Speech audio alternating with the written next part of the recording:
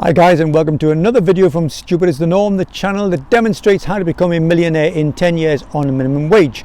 And in this episode I'm going to explain to you how, if you do this one thing, you put yourself amongst the top 10% achievers in the UK. Now, that one thing is a deceptively simple thing, but it's a one that separates the achievers from those who don't achieve, and it's this simple thing: they have a goal. Now, before you say, "Oh, Perry, not another video on setting goals, it's goal setting's boring," what I want you to do, I want you to give you rather, the opportunity to prove me wrong. So what I'd like you to do is watch the end of the video and then do this thing. And that thing I want you to do is to, if you're at work, to look at the person opposite you, or if you're at home, to look at the significant other and say, just out of curiosity, what's your 10-year goal plan? And I can tell you there's not the remotest chance that anyone you speak to will have that plan.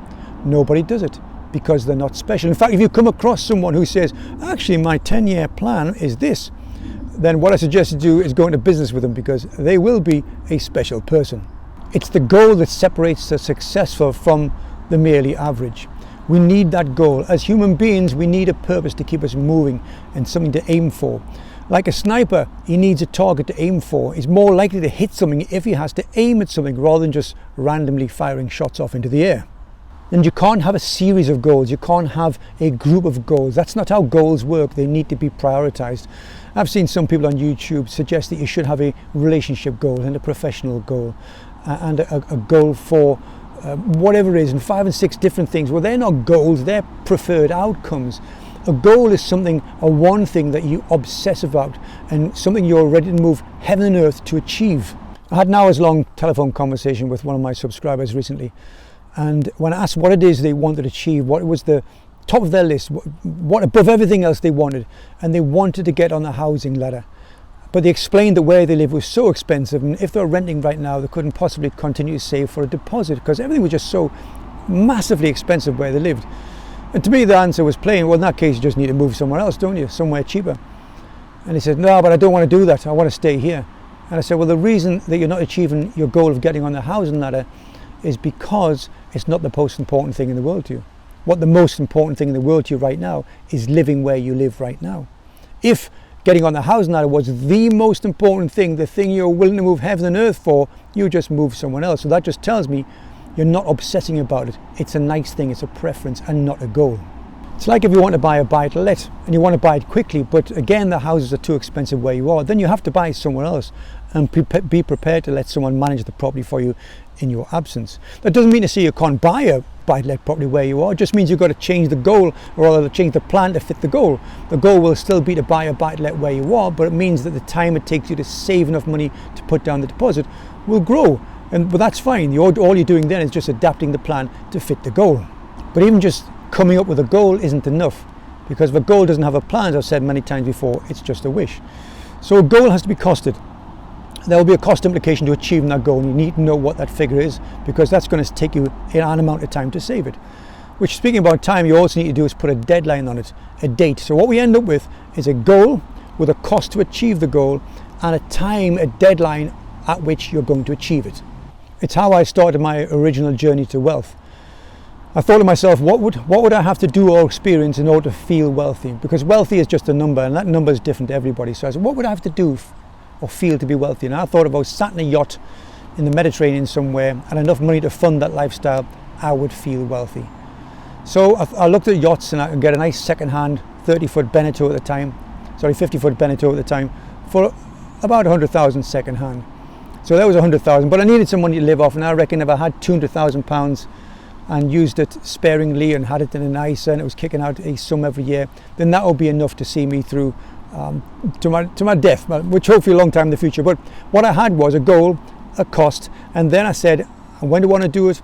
Well, fortunately I started, or unfortunately as the case may be, I didn't start till I was 57, and 10 years after I'm 57 is the state retirement age for me, at least. So I had a goal imposed, a time goal imposed upon me. So I then had a goal, a costing, and a time frame.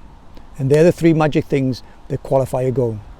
So let's take an example of a goal that's relative to us here.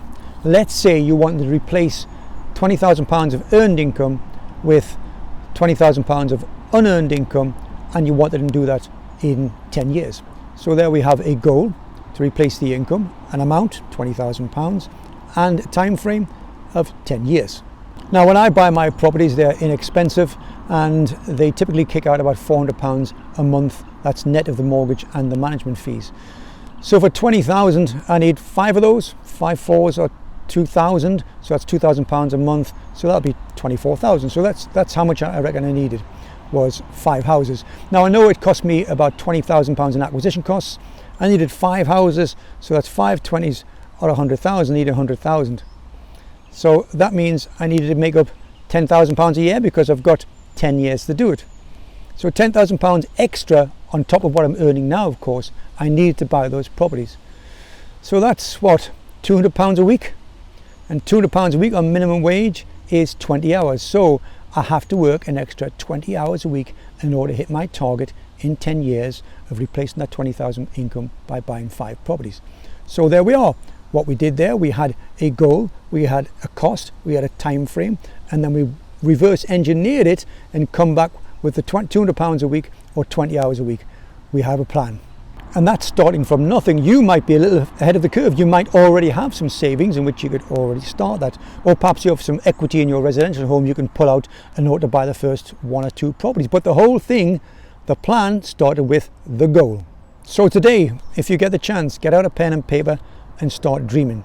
Think of the sort of goal you want, give it a time frame and cost it, then formulate a plan. Just do that and you will be in the top 10% achievers of the UK.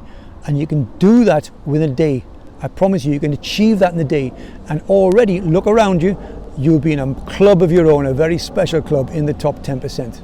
So just to prove to myself that people are listening to this, let me know in the comments below what your goals are. If you want to share the plan so that others perhaps can follow the plan just as I'm doing here, then do that as well. In the meantime, don't be stupid and don't be normal, guys.